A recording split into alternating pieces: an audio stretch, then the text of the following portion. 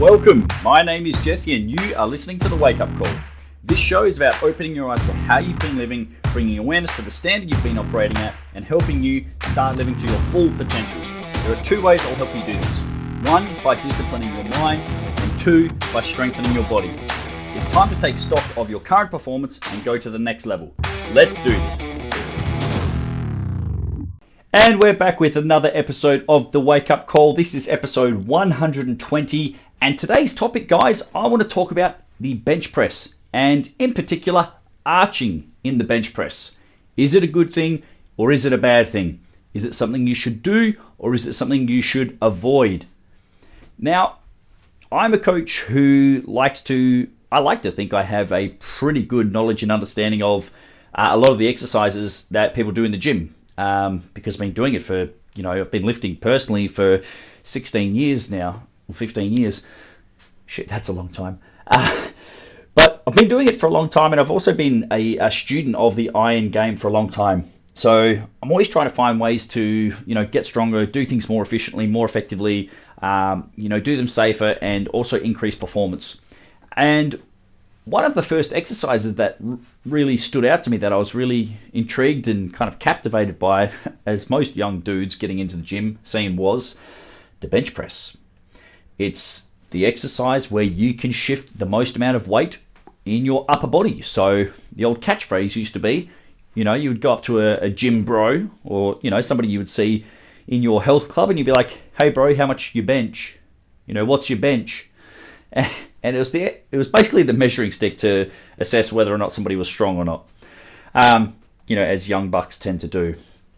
What's your bench? We don't care about training legs, but what's your bench? How much can you bench press? Anyway, I divulge. One of the things that I was first, air quotes, taught in regards to the bench press and the technique was pretty much this, and I use that term very, very loosely, taught. This is when I was, 17 years old. We're in the little TAFE gymnasium that had, if I recall correctly, it had one bench press, it had a leg press, a 90-degree leg press, it had a seated row, it had a dual pulley cable system, and I think a leg extension, and maybe one of the two other machines, but it was a pretty small little gym area. So the bench press was like the piece of equipment it was literally central. It was directly in the middle of the room. So you would walk in there and basically your eyes would just get drawn to the bench press. Anyway, what me and my mates used to do, and I was pretty much the youngest guy or one of the youngest guys in our cohort in the class. And all you would really do is I would kind of watch because, I was shy and I was introverted and I was fucking skinny and I was weak and I didn't know what I was doing. So anyway, I would see somebody doing the bench press. One of my mates would, go up and he would start benching. So you just learn through osmosis. You just watch and you see what other people do and you basically just copy it. And what a lot of the guys were doing, or a couple of my mates, is basically this. You would put some weights on the bar, you would lay flat on the bench, you would unrack the bar, and away you go. You just basically bring it down and up without much thought or any other mental processing. So the technique was pretty shit. Let's just put it bluntly, as it was. It was just shit. You just lay down and away you would go, okay? There wasn't any thought process to, how you set up, where the bar should go, what grip width you take and any of that. Basically just flying by the seat of your pants and hoping you do it right and hope that you don't fuck yourself up in the process. Anyway, nowadays I know much better. I have attended several workshops from lifters who can bench 200 to 300 plus kilograms. Okay, so that is a monumental amount of weight. So if there's somebody who can lift more weight than I can with excellent technique, I'm going to listen to what they have to say because chances are I can learn something from them. All right, and attending these workshops and these seminars has shown me what the best, the most effective, and the safest lifting technique is. Okay, so for me personally, I don't consider myself a great bench presser. I've got pretty long arms, so the bar has to travel a decent distance. Like I don't have short, stumpy arms where it travels, a couple centimeters. It's got a fair way to travel. But for me, I can bench press over 100 kilos for reps. Okay, I'm not talking 5-6 reps. I'm talking, a few singles, a few sets of 1 rep. So my best is 102.5 kilograms, weighing between, it was probably about 82 kilograms at the time. So that's pretty good for somebody whose main goal is to get strong and resilient in the sport of football. I would say that that's a pretty respectable number. Okay, I'm not a powerlifter. I'm not trying to, break world records. But if we look at, all right, I achieved bodyweight bench press, a long time ago. The next kind of ballpark figure or milestone, if you will, is 3 digits, hitting 100 kilos. So decent numbers from my perspective, I would consider. And this is the thing when it comes to the bench press, or any exercise for that matter, but I'm going to hone in on the bench today, is when you've done the bench press a few times and you've seen lifters in the gym do it, you start recognizing different patterns and you see different styles and various techniques. So you'll see one person doing it a certain way, and then 10-15 minutes might go by and someone else is on there and they're doing it a different way.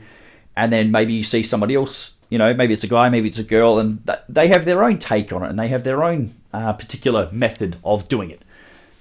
And eventually that leads to the question of, this person arches, this person doesn't arch. Which one should you do? Is one superior to the other?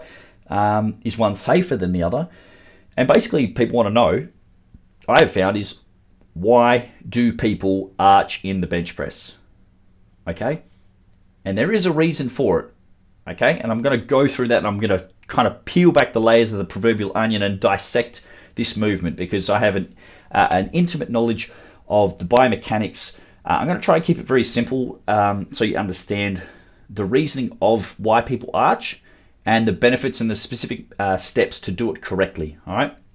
So like any exercise, there are benefits. There are going to be things that help to improve performance, but there may also be some drawbacks or things that maybe aren't applicable for you, or reasons that perhaps you shouldn't arch. Okay. So I do want to start off by saying, if you are somebody who currently has or have previously experienced lower back issues, so lumbar spine, I'm talking, that lower portion of your spine down towards the pelvis and the tailbone region, I would discourage you from trying the bench press with an arch straight out of the gate. Okay, if you have or have had any issues, perhaps it's best to see a physiotherapist or at least an exercise professional to see if this arching method is right for you or not. Okay, so it may or it may not be applicable to you at this moment in time. Now, I'm going to make a bold statement. Okay, if you don't have any back issues, okay, if you have a healthy spine, arching your back will make you instantly stronger. Okay, how does it do it? Very simply put, it shortens the bar path. It decreases the distance the barbell has to travel. All right? So the shortest distance between 2 points is a straight line, right? Would you rather get from point A to B in a quick amount of time or a long amount of time? Generally, most people will be like, I want to get there as fast as possible. Awesome. The same thing is true for lifting weights. You want the bar to travel the shortest distance possible. This means it is the most efficient bar path. Because if you're making the bar travel a greater distance than necessary, by default, that is inefficient. Okay? Hopefully that makes sense, and hopefully you can kind of see, that's pretty blatantly obvious.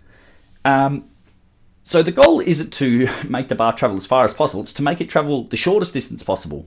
Okay? So think about it.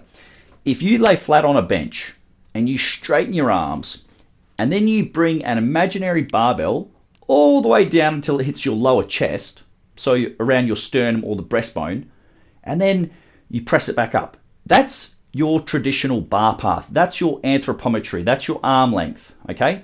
You can't change your arm length unless you go and get a hacksaw, trim away some of the bone, which I do not recommend. But your arm length is your arm length. You can't change that. But what you can alter is how far the bar travels by moving other body parts. Okay, so you're laying flat on the bench, you bring down your imaginary bar to the chest and you press it back up. That's your current range of motion. Now what I want you to do is lay on your imaginary bench, puff your chest up really big, exaggerate a big, puffy, proud chest, okay? Squeeze your shoulder blades back, so imagine there's a pencil between your shoulder blades. You're trying to pinch the shoulder blades and trap it there, okay? So your chest is being pulled towards the ceiling and your shoulder blades are coming together. They're being squeezed, all right? Now, put your arms out in front of you. Bring that imaginary bar to your chest and push it away. Okay, an easy way to do this is keep the shoulder blades squeezed together, chest super proud, see where your chest is, and then relax your back, round your back, and you'll see that your sternum, your breastbone actually travels further away from the distance of your hands. So with that understanding, we can see one has a larger range of motion than the other. Okay, so from an efficiency standpoint, you want a shorter bar path, which means arching the back is how you do it. Okay? I hope that makes sense so far. So when your chest is higher, you have a proud chest. When you squeeze those shoulder blades together, it means the bar travels a shorter distance and thereby is more efficient. So you're using less energy because it's not going as far. Okay? So with that logic and that understanding of basic physics and a comprehension of distance, shorter distance versus longer distance, wouldn't you say that bench pressing like that will help you lift more weight? Or even if you don't want to lift more weight, you can lift the same amount of weight, but you can do it for more reps. You can do it easier. Your RPE, your rate of perceived exertion, will go down. Hell yes, that would. All right, so this is what we're looking for. When I analyze movement and exercise technique, I'm looking for things to be done as efficiently as possible. I don't want you to travel a big distance if I can get you to travel a shorter distance when it comes to the bench press. All right, this is why people use the arch in the bench press, because they understand, okay, do I want the bar to travel, I'm picking this number out of thin air. Do you want the bar to travel a meter or do you want it to travel 80 centimeters? If I have those two options, I'm picking 80 centimeters every day of the week, okay? That's what you're going to look at. Which is more efficient and which is going to translate to you building more strength, i.e. being able to lift heavier or lift the same amount of weight for more reps, okay? Now, how you get into this arched position and how you actually create it, all right, and to the degree to which you arch is going to be very individualized, specific to you and your body. So like I said, your arm length is your arm length. You can't manipulate or change that. You've got the arms that you've got, okay? The thing that we can control and, what's the phrase I'm looking for? Kind of manipulate, modify, that's probably a good word, is your back, okay? Is your back and your hips, all right? There are some people who can only arch their back a little bit, while other people can contort themselves like gymnasts. You know, some people can't bend at all. You know, they'll try and, I'll say to somebody, stand up tall, put your hands on your pelvis and do a back bend. Just lean backwards, keeping your legs straight. So this is called lumbar extension. You're arching the low back. Some people can't move. They'll be like, oh, I am arching. And I'll be like, oh, you didn't move. Or you moved like 1 centimeter. And then there are some people who can, you know, bend back to 90 degrees or, you know, to ranges of motion, and you kind of tilt your head to the side and you're like, holy shit, you're super bendy, you're really flexible, it's unreal. And they have significantly larger ranges of motion. All right. For you, I just want you to start with the amount of mobility you have right now. Just start with what you've got, okay? You might be super bendy and flexible. Terrific. You use that mobility to your advantage. If you're somebody who's stiff and tight and kind of locked up, hey, you might only get a few degrees of arching. And, you know, over time, with practice, because what we're doing is a skill, okay, you will improve the amount of arch that you can create, okay?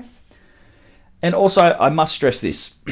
If you've never arched your back in the bench press, or if you're kind of just getting into it, it may not feel comfortable, but I want you to try and differentiate the difference between joint pain and muscular discomfort. Joint pain. Ooh, there's a sharp pinching or stabbing pain at my low back versus, all right, I'm having to work really hard to get into this position. You need to be able to distinguish between those two things. Joint pain is a big no-no. We don't train through pain. Muscular discomfort, as in, oh, I have to work hard to get into this position, that's fine. Yeah, deal with it, okay? Bit of tough love there, but hey, it's got to be said. Now, the way we arch, right, we need a couple things. You need good upper back, good lower back, and good hip mobility to get the very most out of your arch, okay? If you're lacking mobility or movement in one, two, or even all three of those areas, your arch is probably going to be quite small. It's going to be a limited degree of arching, therefore means the bar is going to travel a greater distance. So for those of you who are perhaps a little bit tighter and stiffer and wound up, it may actually pay for you to do a little bit of work on your mobility because it's going to help you lift more. So maybe use that as a little driver to incorporate some mobility or stretching or what have you. All right. Okay, here we go. These are the staples of a good bench press arch. These are some of the things you're looking for, the key characteristics for a solid arch in the bench press. Shoulder blades, okay, your scapulae, so that's the plural of scapula is scapulae, but your shoulder blades need to be back and down. This is what I am talking about very specifically. Your shoulder blades should be back, which means squeezed together, and down away from your ears. Anatomical terms, this is retraction and depression. Shoulder blades are back and down away from the ears. The reason that we do this, as I mentioned before, the puffing up of the chest is the end result of you getting your shoulder blades back and down. The further back and down you can get your shoulder blades, the higher your chest will be, meaning the bar travels less and less distance. All right. It also allows you to press off a stable, flat surface. When I do this with my students in person, I get them to stand up tall, put their arms out at about 45 degrees each, which means your hands or your arms are at 90 degrees. Okay, 45 degrees to the left, 45 degrees to the right. The angle between the two fists is 90 degrees, thereabouts. Anyway, because that's about the grip you'll take on the barbell, plus or minus a bit. Anywho, you put your arms out at 45 degrees each and you make a fist. Shrug your shoulders up as high as physically possible. Squeeze your shoulder blades back to the wall behind you as far as physically possible. As far and as hard as possible. Then slowly bring your shoulders down away from your ears. I'm actually doing this right now and I can feel my upper back muscles tightening up and contracting. I'm actually trembling, okay, because I'm trying to chase the maximum amount of retraction and depression. Shoulder blades back, squeeze together as hard as fucking possible. Shoulder blades down as far away from your ears as physically fucking possible. If you do these two things correctly, your upper back muscles will light up like a Christmas tree. They will be extremely tight, extremely rigid, and engaged to a high level. Okay? And this bears repeating as well. It should not feel comfortable at all. Doing it correctly should take a lot of effort and a lot of concentration. Next, if you do it correctly, your shoulders will not be shrugged. Okay? A good cue if you struggle to get your shoulders down, okay, is this. Shoulders away from your ears. So if you're laying flat on the bench and your shoulders are up really close to your ears, you can either have a spotter, just tap on your shoulders to bring them down, or just take a split second. Okay, my shoulders are there. Okay, get my shoulders away from my ears. And you'll feel your lats engage. Okay, because when you shrug up, your trapezius is on and your lats are off. We want to use the lats as a base to push from. Okay? So again, getting those shoulder blades back and down is going to give you a bigger, more solid, stable base for you to press from. Next is the extension archetype or movement pattern. Extension means basically to arch, okay, or bring backwards. So you need thoracic extension, so that's the ability to bend your upper back. Lumbar extension, the ability to arch your lower back, and also hip extension. These three go hand in hand. What I mean by that is, if you have poor hip extension, it will probably bleed into poor lumbar extension, which can possibly bleed into poor thoracic extension. But if you have great hip extension, it's likely that you have a better range of motion through your lower back and a better range of motion through your upper back, because you cannot separate your spine from your hips and vice versa. Your body is fully connected. But if you can start to work on those three areas, good upper back mobility, a little bit of extension through the lumbar spine, so your ability to actually bend backwards, okay? Pain-free, of course. And also hip extension, the ability to bring your leg or your hip bone, so your femur, behind your body. Those three things are critical to maximize the bench press arch. Now, this last part is the last piece that I teach to my students. After they understand how to get the shoulder blades back and down and how to keep them there, is the use of the legs to tie the upper body to the lower body so it becomes a full body movement. So yes, the bench press is an, air quotes, upper body exercise. But if you want to push the most amount of weight, you want to use the most amount of muscle groups, which means integrating your legs. This is where leg drive comes in.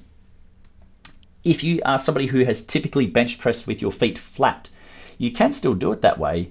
But what you may find and you may experience is if you arch your back hard, your upper back will extend, your lower back will extend, and your hips will extend. And this happens by bringing your feet closer, or further back, I should say. So bringing your feet closer towards your shoulders. All right. As a result, your heels may lift off of the ground. If you do that, and you gently apply some pressure downwards through your heels, you are going to engage your glute muscles. Okay, so your heels might not actually touch the ground, so they're going to start off the ground, and your cue, your focus, your intention is heels to floor. You will engage the hips, the glutes, and connect your hips to your lower back and to your upper back.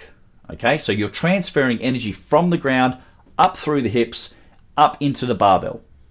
Okay? So we don't want the upper body to do it on its own. We want to integrate the whole body, lower body through to the upper body. Hopefully that makes sense to you. Okay? Right. So we've got our very uncomfortable shoulder blade position, back and down. Highly uncomfortable. We've brought our feet a little bit further backwards so we can apply some leg drive. Okay? Something that I haven't touched on, but I will. It's not in my show notes, but I do think it is pertinent, so very important, to a successful bench press, is the bracing of the abdomen, or as I like to call it, the trunk. Trunk training. Brace your abs. Imagine someone is going to punch you at maximum force in the guts during the bench press. They're just going to repeatedly go smash, smash, smash in your guts. You've got to hold your abs tight, because if you don't, what happens is, instead of maintaining a solid, stable base through your trunk and your midsection, you get soft, you get sloppy, and then all you end up doing is just pissing off the lower back. So you create an arch, and we want to keep that arch pretty much the same from start to finish. We don't want to go from a small arch and then midway through the rep go to a big arch, or vice versa.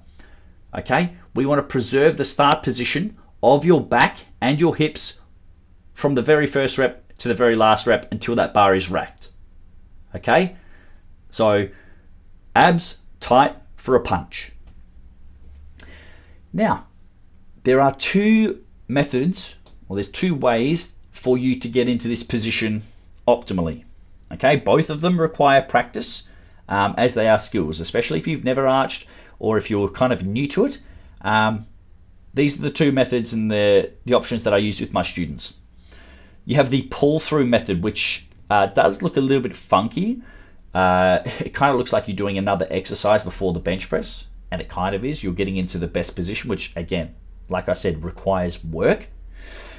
And this is where, after you've established your optimal grip width, you bring your chin up to the bar. Okay, so your upper back is off the bench and your hips, so your bum is on the bench. You squeeze your shoulder blades back and down as hard as possible. All right, you slide backwards behind the bench and you walk your feet back. So you're creating a bit of hip extension, and then you pull yourself through underneath the bar, down the bench, and you slowly glue yourself onto that bench. So that's the pull through method. Chin to bar, feet come back, shoulder blades back and down, pull through, getting down the bench, arching, squeezing those shoulder blades back and down, and you slowly lower yourself down until you contact the bench and you have a nice solid base. That's the first option. Option 2 is what I call the head bridge. So you set yourself up underneath the barbell, and again, bring your feet back a little bit so the heels are off the ground slightly. So a little bit of hip extension there. And then you use your head, so you've got a grip on the bar, hands are on the barbell. You use your head to lift your upper back up off the bench. This creates a bit of space. With this space, you bring your shoulder blades together towards the center of your spine. Shoulder blades, scapula, come towards the center. That should feel uncomfortable. And you're also bringing those shoulder blades down as far away from your ears as possible.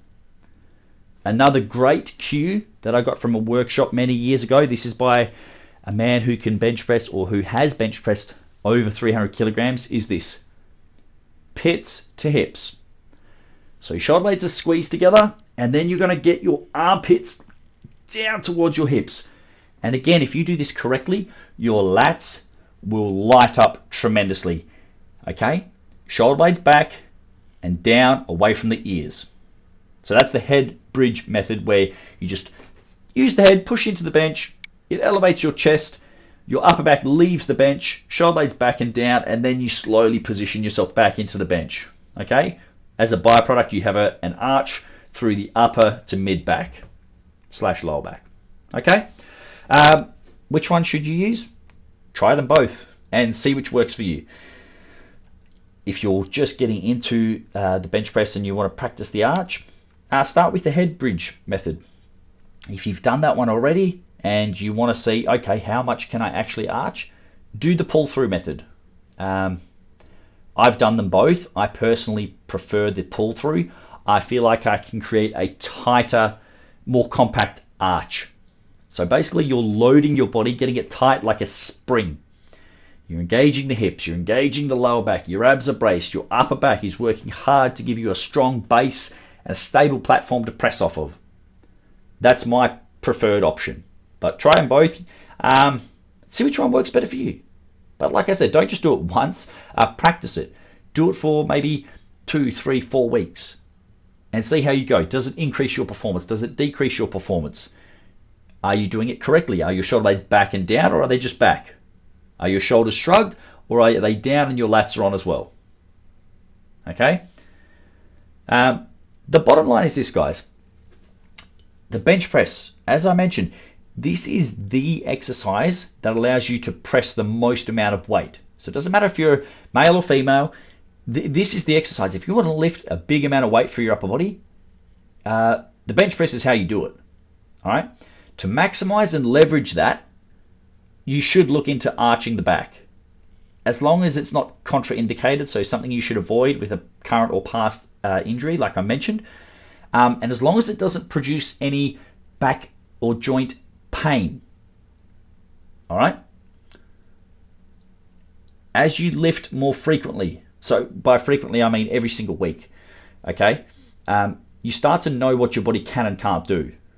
And you start determining, okay, that's just muscle soreness or muscle discomfort, like I'm getting a pump, it's uncomfortable, I don't want to keep doing this, versus, oh shit, that's an injury waiting to happen, or that is definitely not right, I'm going to change my technique on that. Okay? But just to kind of wrap this up, guys, The start position will not be comfortable. So by start position, I mean you create the largest and the best and most compact arch possible. It should not feel comfortable in the slightest. It should feel highly uncomfortable. And the reason I say that is it's not a small muscle contraction. It's not a little bit back and down. Shoulder blades back and down as far as humanly possible for your current mobility and your current level of strength.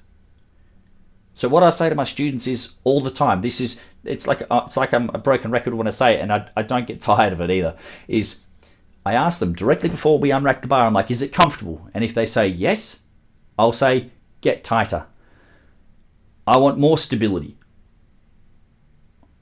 I want more muscle activity, because it's going to decrease the range of motion. It's going to keep the joints in a nice, strong, stable position for the entire rep. I don't want a little bit of tension.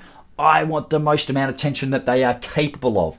And generally, when I ask them that question, I see them adjust their position. I see things move. I see the chest rise. I see the shoulder blades get down further away from the ears, and all of this good stuff. And perhaps I see a little grimace because, again, it's uncomfortable. It means they're contracting the muscle harder because they are able to. So my advice to you is this. If it is comfortable, you're not doing it right. All right? You want a near maximal isometric contraction. Isometric means the muscles are working, they're engaged, they're tightening, but they're not moving. It's like a plank. You get into a plank position and you feel the muscles working and maybe your body shakes, but you're not actually moving. You're stationary. You're static. Same thing for the bench press. Shoulder blades back and down. Retraction and depression of the scapulae. The upper back muscles and the mid back muscles working really fucking hard. It is not an easy position, and it is not a comfortable feeling. Get that through your head right now. This means that before you unrack the bar, you should have those muscles that I just described rock solid and tight. And they should not move at all during the bench press. So my role as a coach for my students is that of a spotter. All I am there to do is to help give them a lift out. So they'll get into position and I'll just tell them, let me know when you're ready. So they'll just say, yep, or they'll nod their head and I know, cool, we can unrack that bar. So I'll stand behind them, 2 hands on the bar, 3, 2, 1, lift, and then that bar's theirs. From that point of me helping to unrack the bar to then helping re-rack the bar, those shoulder blades should not move. They're not protracting, they're not going around the rib cage, they're not flattening out, so that arch that you create stays the same from the first rep all the way through the last rep. Okay? If your shoulder blades happen to move, so let's say, for example, you start with a really nice tight arch, and then on the last one you feel, oh, my back's actually flattened out. I'm actually laying flat on the bench now. Ooh, what happened there? Well, what happened is you didn't maintain the shoulder blade position. And it's due to one or two things.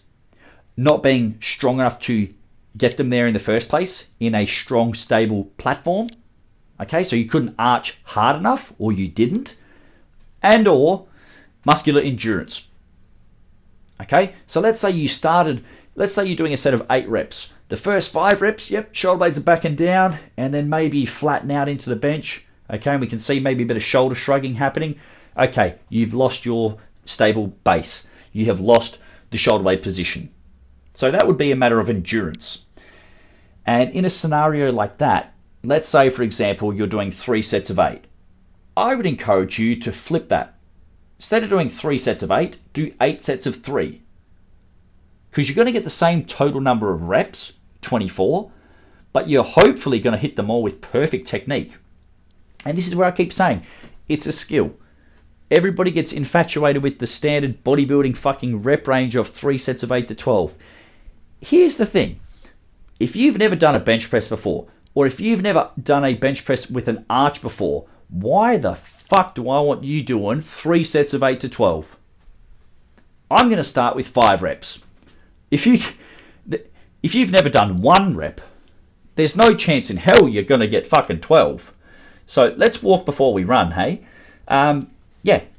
So this is where you have to be smart and intelligent with your bench press. Don't look to go from 0 reps to 12 reps. Aim to go from 0 to 5 reps. Keep those shoulder blades back and down. Not for 1 rep, not for 2 reps, but for 5. 5 is a smaller and it's an easier target to hit than the standard 8 to 12 reps. Okay, so that's my recommendation in that situation. So there you have it, guys. That is my compelling case for why you should arch in the bench press. Okay, it's going to give you a shorter range of motion. All right, a shorter range of motion in the bench press is better. You can lift heavier loads. You can lift the same amount of weight for more reps.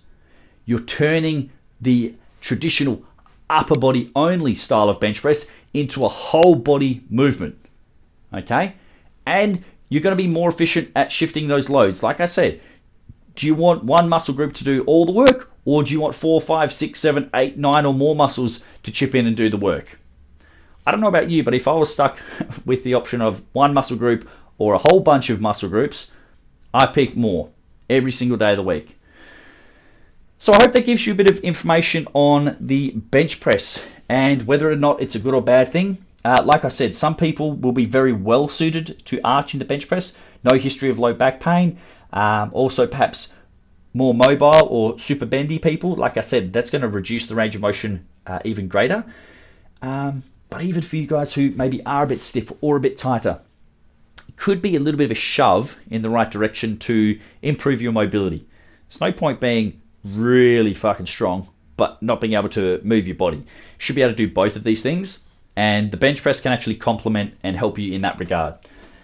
So that's the bench press question, or that topic kind of covered, hopefully in full. Hopefully covers everything that you may want or need to know about it. And like I said, guys, I'm going to beat this drum until the cows come home. Bench pressing is a skill. Okay, the bench press itself is a skill, and learning to arch in the bench press is a skill unto itself. So pay it its due, give it the respect it deserves, and learn how to get those shoulder blades in that position and keep them there. Your body only does what you tell it to do. So if you've never done it before, don't go and load the fucking bar like I did when I was 17 years old. Start with an empty bar and build from there, because the chances are the first time you do it, you're probably going to stuff it up a little bit. And that's normal. Like all new skills, we go from shit, suck, good, great. So I'm just going to tell you straight up, if you've never done it before or you've dabbled in it, your arch is probably going to be pretty shit. But after a little bit of practice, you're going to suck. And that means you've progressed. And then the more you do it, again, you just keep going higher and higher, getting better and better, more and more efficient at getting into those positions. So that's the case for the bench press.